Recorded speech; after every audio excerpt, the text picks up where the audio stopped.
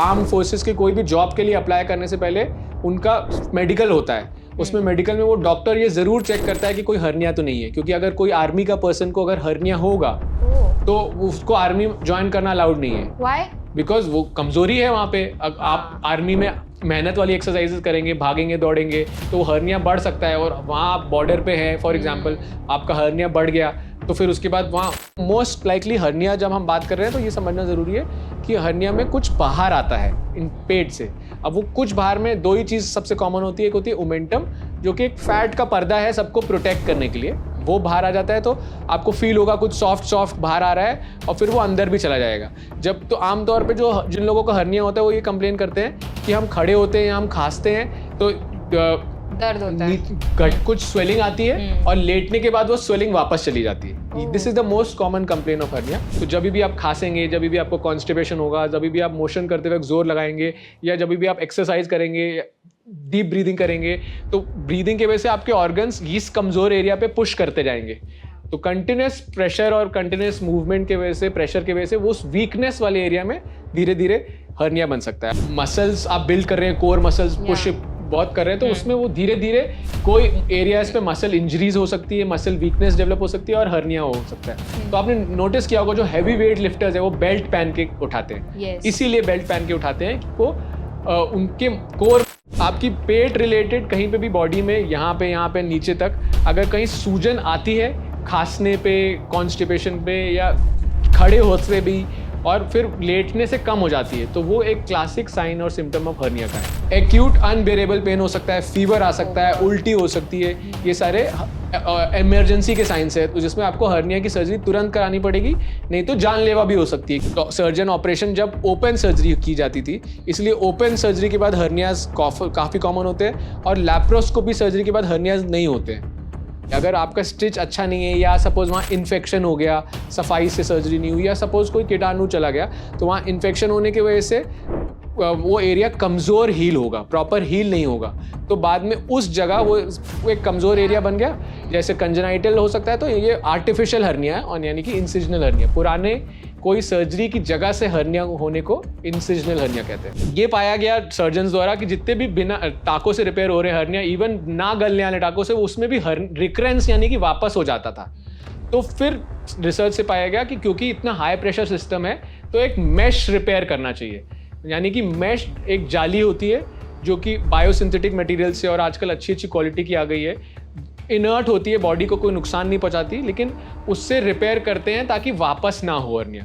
Hernia जब आप surgery के आसपास, आपको अवॉइड करना है कि आपको खांसी ना हो, आपको कॉन्स्टिपेशन ना हो, आपको तो उस समय आपको पानी का ध्यान देना है, डाइट का ध्यान देना है कि खांसी होगी, कॉन्स्टिपेशन होगा तो आपका प्रेशर बढ़ेगा, तो जहाँ अभी सर्जरी हुई है या आपको ऑलरेडी हर्निया, तो वो प्रॉब्लम बढ़ेगी। दवा से हर्निया ठीक नहीं हो सकता। ये क्योंकि मैंने आपको बताया सोशल मीडिया, हर्निया का सिर्फ और सिर्फ एक इलाज है, वो है सर्जरी। और आपने जान लिया लैप्रोस्कोपी सर्जरी इज बेटर।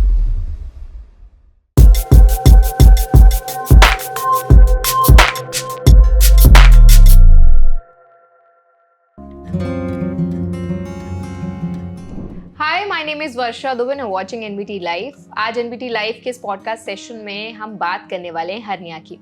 आखिर में हर्निया होता क्या है, क्या इसके अलार्मिंग साइंस होते हैं, इसके ट्रीटमेंट ऑप्शंस क्या अवेलेबल हैं, सारी चीजें आज के सेशन में कवर करेंगे। चलिए फिर सेशन को शुरू करते हैं। आज इस टॉपिक पर हमसे बात करने के लिए हमारे साथ एक बहुत ही इंपॉर्टेंट गेस्ट मौजूद हैं। हमारे साथ मौजूद हैं laparoscopic surgeon doctor Arpit Bansal. Hello doctor, welcome to NBT live.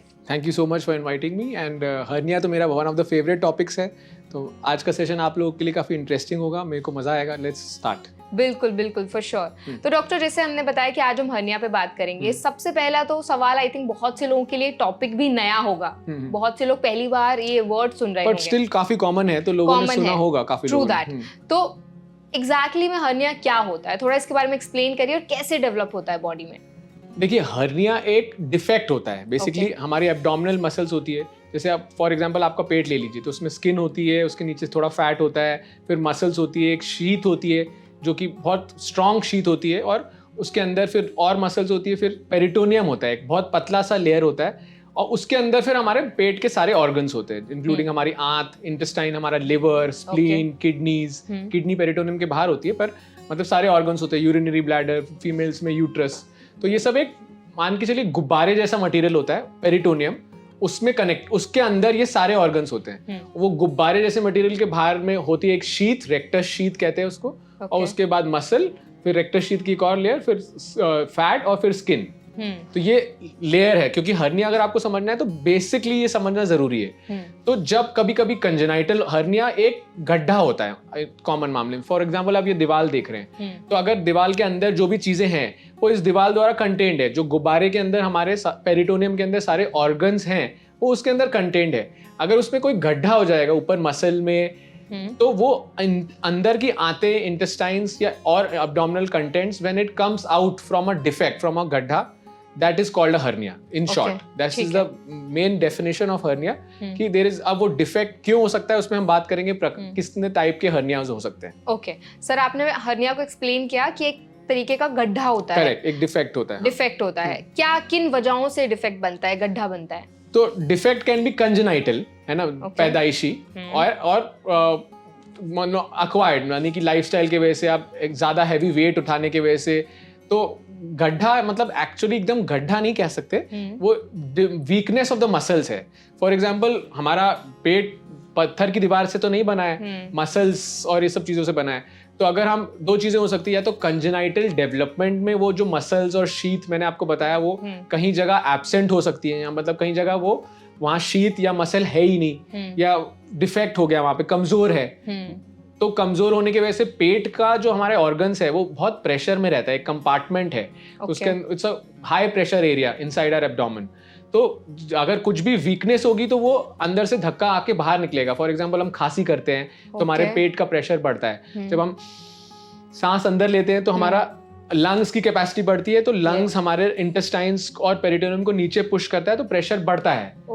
तो उसके वजह से हर्निया, यानी कि अगर कोई एरिया कमजोर होगा तो वहां से वो बाहर आ सकता है चीजें। तो इसीलिए अब हर्निया कंजेनाइटल अम्बिलिकल हर्निया होता है।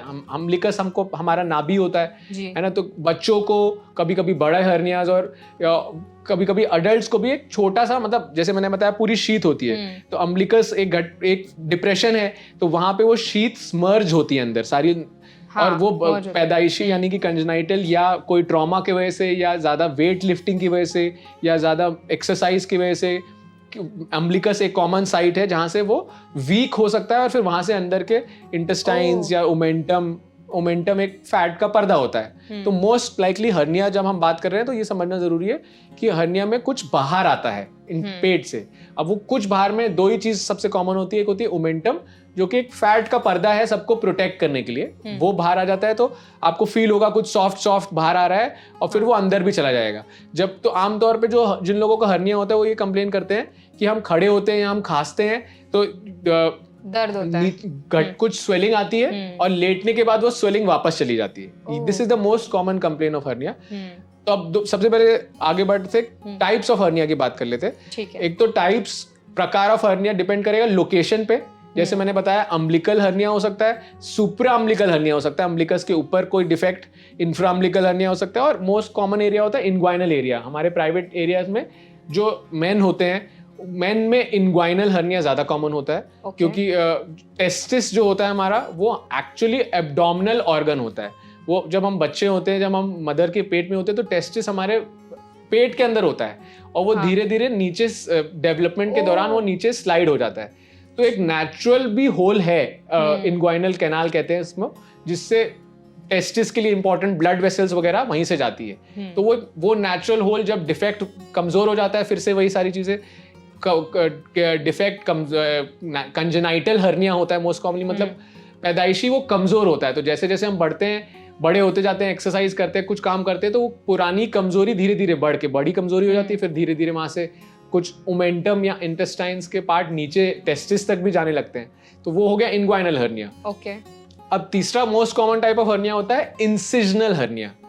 फॉर एग्जांपल आपको कोई पुरानी सर्जरी हुई, किडनी ट्रांसप्लांट, लिवर ट्रांसप्लांट, या फॉर एग्जांपल सिंपल ओपन कोई ऑपरेशन, तो अगर आपने यहाँ ऑपरेशन किया, जो हमने अभी शुरू में लेयर्स की बात की थी, रेक्टस शीथ, पेरिटोनियम, स्किन, उस सर्जन ऑपरेशन जब ओपन सर्जरी की जाती थी, इसलिए ओपन सर्जरी के बाद हर्नियाज काफी कॉमन होते हैं, और लैप्रोस्कोपी सर्जरी के बाद हर्नियाज नहीं होते हैं।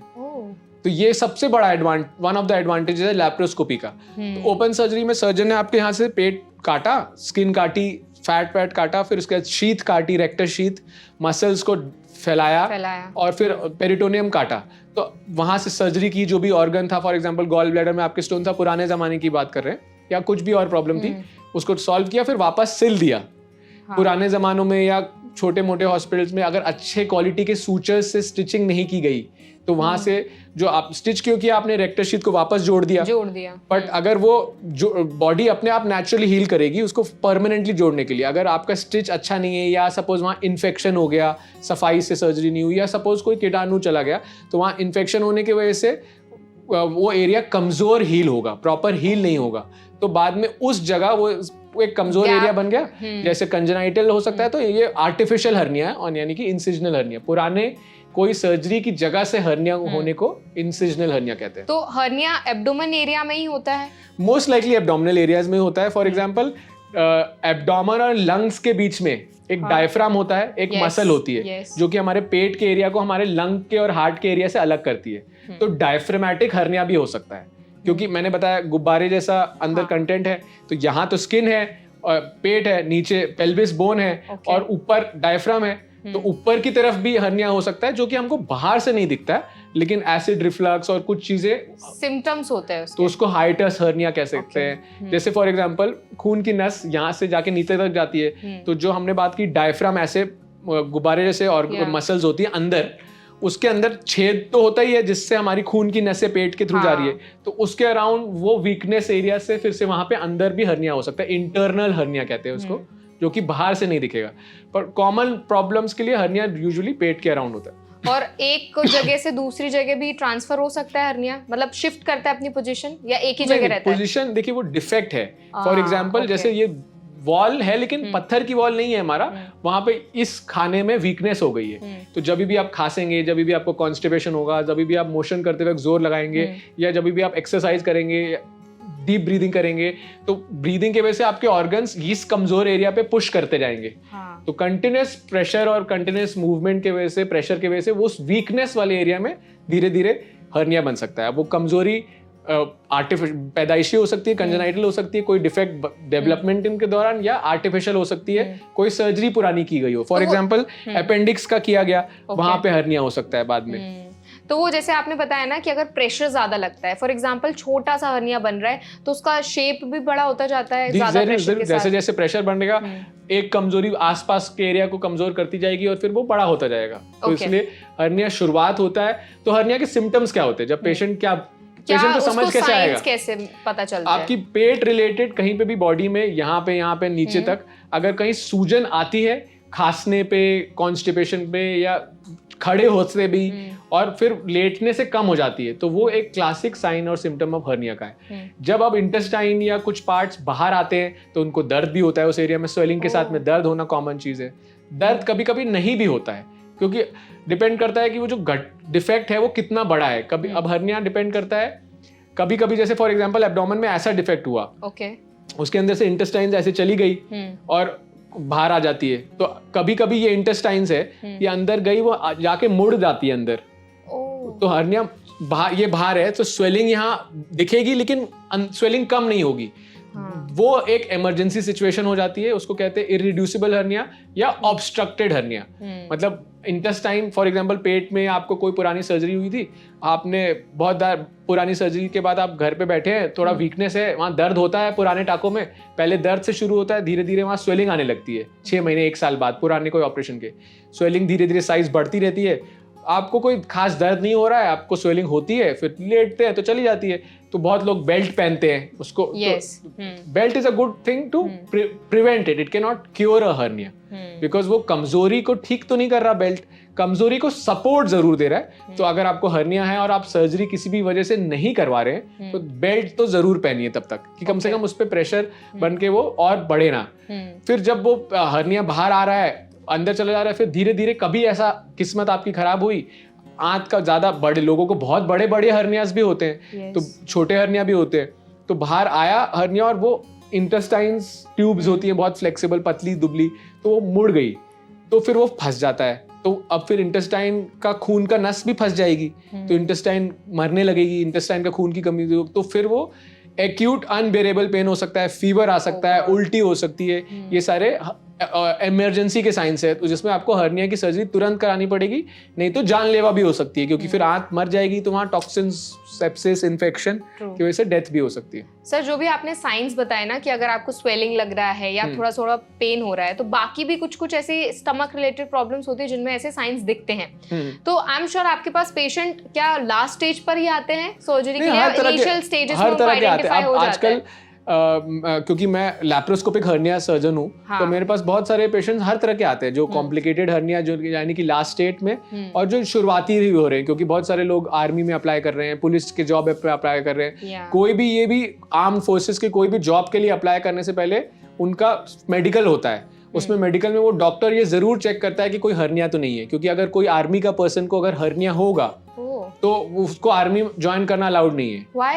बिकॉज वो कमजोरी है वहां पे। आप आर्मी में मेहनत वाली एक्सरसाइजेस करेंगे, भागेंगे दौड़ेंगे, तो वो हर्निया बढ़ सकता है, और वहां आप बॉर्डर पे हैं फॉर एग्जांपल, आपका हर्निया बढ़ गया, तो फिर उसके बाद वहां कैसे कोई ट्रीटमेंट करेगा? तो इसलिए ये एक इम्पॉर्टेंट क्राइटेरिया होता है फॉर आम पीपल। जब आप अप्लाई कर रहे हैं तो बहुत सारे वैसे पेशेंट्स आते हैं कि मेरा सर अगले महीने मेडिकल है, मेरे को यहाँ पे सूजन फील हो रही है, तो वो मेडिकल में मेरे को रिजेक्ट कर देंगे। ये सारे बहुत आजकल कॉमन पेशेंट है, तो वो तो अर्ली स्टेज है, उसका ट्रीटमेंट लैप्रोस्कोपी से हो सकता है। तो बहुत सारे लोगों को, तो अब ट्रीटमेंट पे बात कर लेंगे। सर आपने ना एक्चुअली एक्सप्लेन किया, ये बहुत ही अलग एक पर्सपेक्टिव दिया आपने हर्निया की। जो भी आर्म फोर्स के लोग होते हैं उनका जरूर टेस्ट होता है। तो इससे एक और सवाल जुड़ा हुआ है, हर्निया की प्रॉब्लम मेल में ज्यादा देखने को मिलती है या फीमेल्स में ज्यादा देखने को मिलती है? देखिए, मैंने आपको क्या बताया, फीमेल्स में टेस्टिस, यानी कि टेस्टिस हमारा एब्डोमेन में होता है, और एक स्क्रोटम में नीचे जाके टेस्टिस जाता है, तो वहां से उसकी वेसल्स के साथ एक नेचुरल डिफेक्टेड एरिया है। हाँ, तो वो वहां में नॉर्मल, तो इसलिए इनग्वाइनल हर्निया मेल्स में ज्यादा होता है, मतलब जांगो के एरिया का हर्निया, और उसमें और तरह, उसमें भी कुछ तरह के क्योंकि खून की नसें भी नीचे जा रही हैं, तो फीमेल्स में फीमोरल हर्निया, कुछ हर्नियास फीमेल में भी होते हैं, पर इनग्वाइनल हर्निया तो क्लियरली मेल्स में ज्यादा होता है। इंसिजनल हर्निया या और अम्बिलिकल हर्निया तो दोनों में इक्वल होता है। मतलब इंसिजनल मतलब पुराना कोई अगर फीमेल ने ऑपरेशन कराया तो उसको हो सकता है, अगर मेल ने ऑपरेशन कराया तो उसको हो सकता है। कंजेनाइटल में अगर फीमेल की डिलीवरी के समय, कभी कभी डिलीवरी के समय भी प्रॉपर स्टिचेस वगैरह नहीं, बच्चे की बात हो रही है, बच्चे के डिलीवरी के समय अगर वीकनेस होगी अम्बिलिकल एरिया में, तो वो तो फीमेल में भी हो सकती है, मेल में भी हो सकती है। तो मतलब दोनों के काइंड ऑफ जो परसेंटेज है होने का सिमिलर ही है? नहीं, इनग्वाइनल हर्निया तो 100% मेल्स में ज्यादा होता है। ओके, और बाकी फीमेल्स में जो आपने बाकी एक्सप्लेन किया वो ज्यादा होते हैं। डॉक्टर, हमने हर्निया को बहुत अच्छे से आपने समझाया कि हर्निया किन कॉजेस की वजह से होता है और क्या क्या टाइप्स है हर्निया के। तो जो लोग ज्यादा वेट ट्रेनिंग करते हैं, वेट्स उठाते हैं, उनको भी हर्निया होने के ज्यादा चांसेस होते हैं? डेफिनेटली। ओके, पर डिपेंड करता है। अगर फॉर एग्जांपल जो हैवी वेट करते हैं, तो मसल्स आप बिल्ड कर रहे हैं, कोर मसल्स पुश बहुत कर रहे हैं, तो उसमें वो धीरे धीरे कोई एरियाज पे मसल इंजरीज हो सकती है, मसल वीकनेस डेवलप हो सकती है, और हर्निया हो सकता है। तो आपने नोटिस किया होगा जो हैवी वेट लिफ्टर्स है वो बेल्ट पहन के उठाते हैं। इसीलिए बेल्ट पहन के उठाते हैं कि वो उनके कोर मसल्स को सपोर्ट मिले, तो हर्निया नहीं होगा या कम चांसेस होगी होने की। ओके, पहले ना आपने लैप्रोस्कोपी सर्जरी की भी बहुत ज्यादा बात की। आपने बताया कि अगर आप लैप्रोस्कोपी सर्जरी कराते तो बहुत ज्यादा चांसेस भी कम हो जाते हैं हर्निया होने के। थोड़े और एडवांटेजेस बताइए लैप्रोस्कोपी सर्जरी के, किस तरह से काम करती है, किन किन सिचुएशंस में एक्चुअली की जाती है? उसके पहले मैं बताता हूँ कि हर्निया का ट्रीटमेंट ओपन में पहले जमाने में कैसे किया जाता था और आज कितनी एडवांसमेंट हो गई।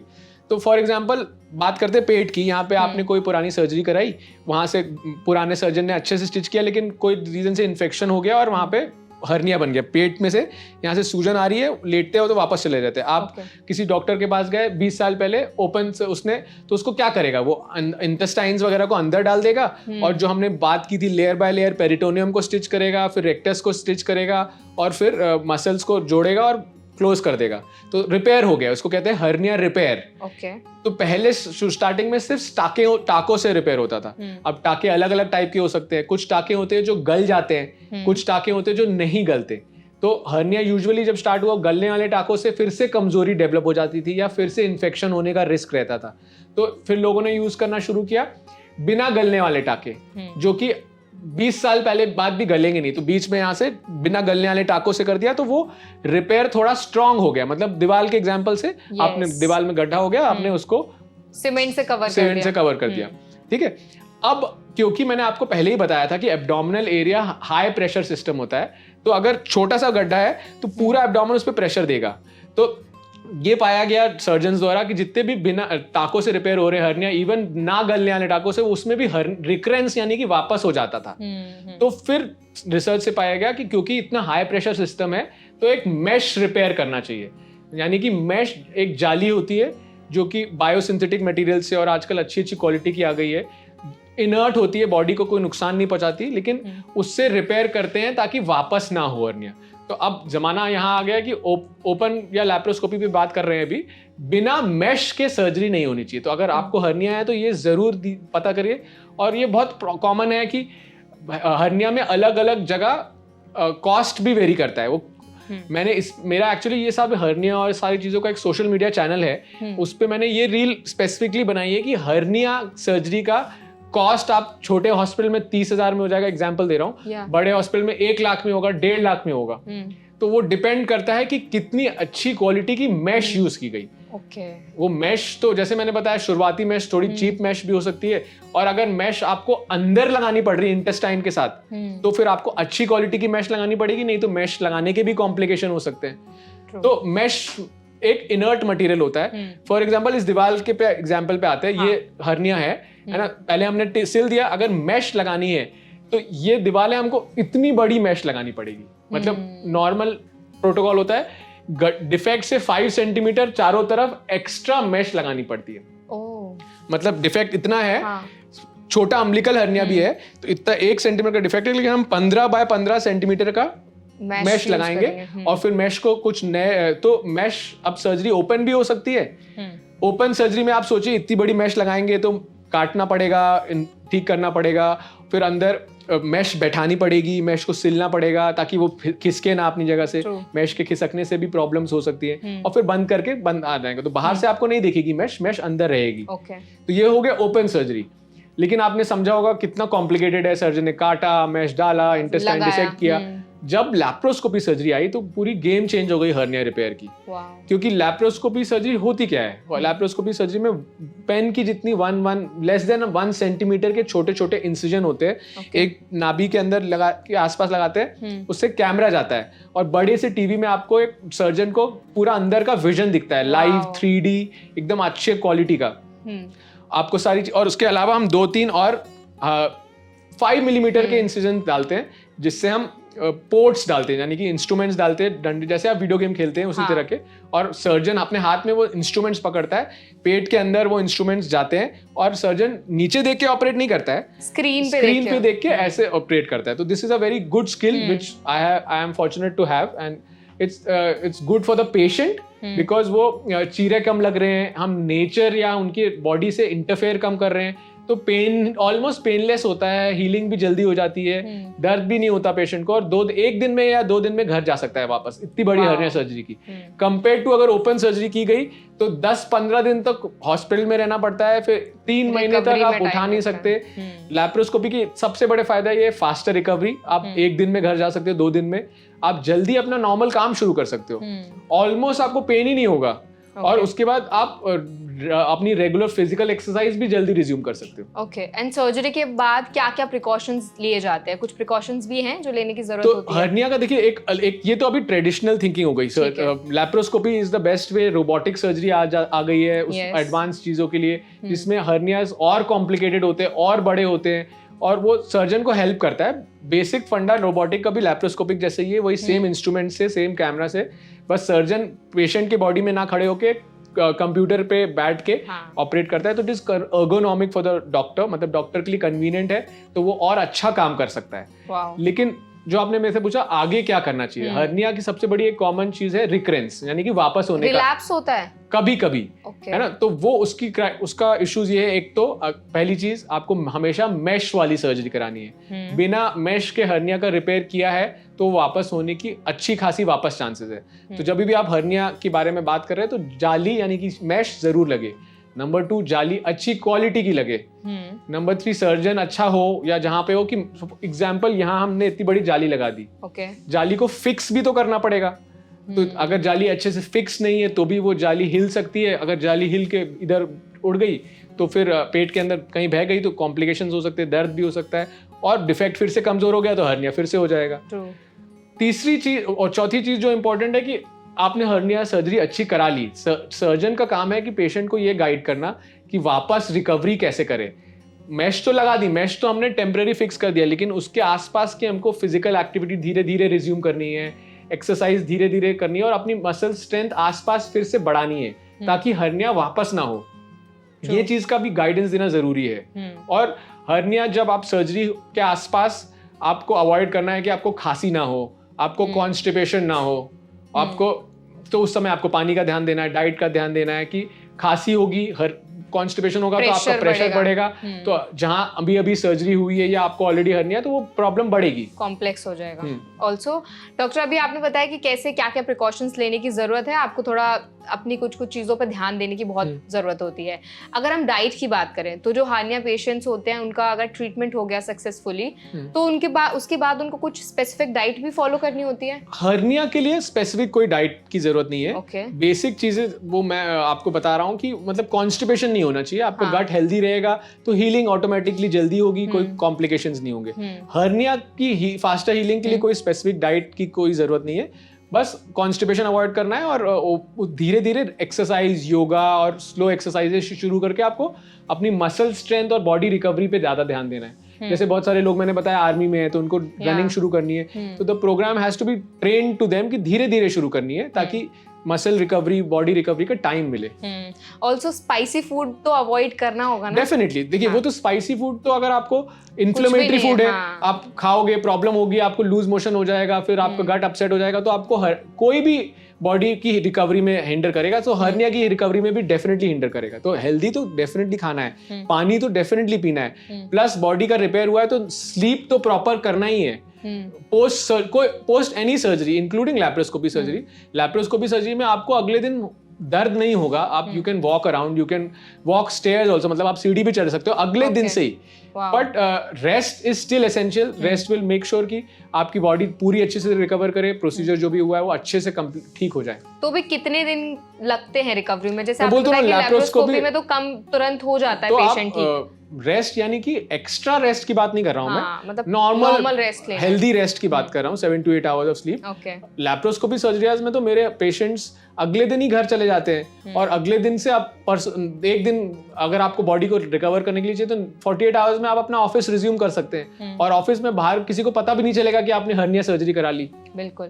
Doctor, as a laparoscopic surgeon आपके करियर का अब तक का सबसे कॉम्प्लिकेटेड या कोई ऐसा केस है जो आज आप डिस्कस करना चाहें? तो हर्निया का एक केस आया था जिसमें वो एक लेडी थी 75 ईयर्स की, और उनको यहाँ से लेके यहाँ तक हर्निया था, मतलब गट डिफेक्ट था। आई डोंट नो, आजकल जो छोटी जगह के लोग होते हैं वो इतना इग्नोर करते हैं, तो वहाँ उनको कम से कम 20-30 सेंटीमीटर्स का हर्निया था। तो इतना बड़ा हर्निया ये केस है लगभग 7 साल पहले का, तो इतना बड़ा हर्निया तो दूरबीन द्वारा, क्योंकि 75 ईयर्स की एज थी, उनको डायबिटीज भी था, उनको हाइपरटेंशन भी था, तो दूरबीन द्वारा पॉसिबल नहीं था।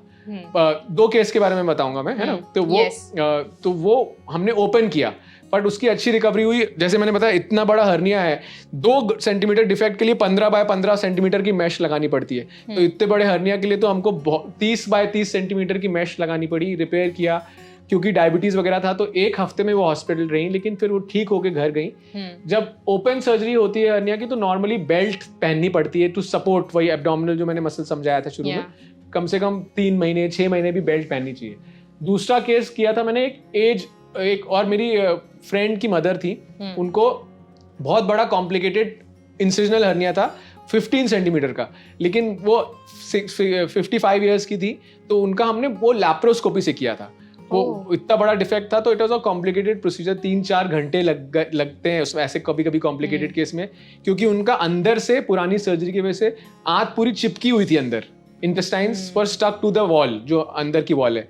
तो हम अंदर लैप्रोस्कोपी से गए, हमने बड़े स्क्रीन पे देखा पूरी इंटेस्टाइन्स चिपकी हुई है, तो हमने धीरे धीरे इंटेस्टाइन्स को नीचे पुश किया और एडवांस इंस्ट्रूमेंट से काटा, कि इंटेस्टाइन्स को वापस नीचे करना होगा without injuring the intestines. Wow. And फिर उसके बाद अंदर लैप्रोस्कोपी से मेश लगाया and patient went home the next day.